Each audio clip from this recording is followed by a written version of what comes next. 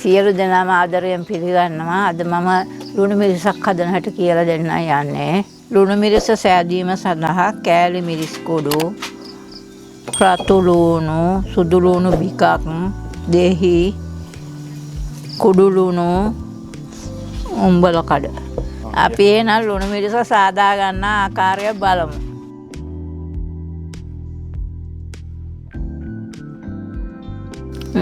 මිරිස් කුඩු එකතු කරා දැන් කුඩු ලුණු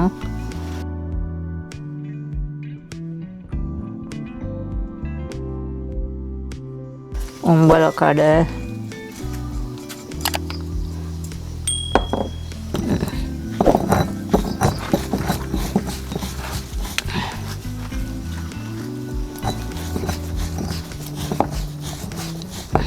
රතු ලුණු එකතු කරා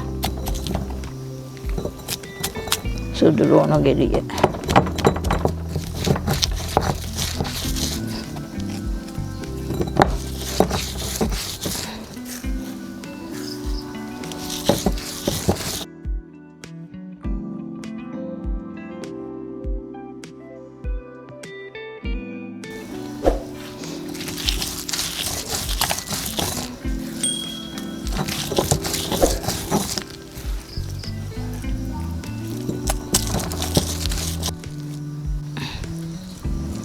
දෙහි එකතු කරනවා ලුණු මිරිසට.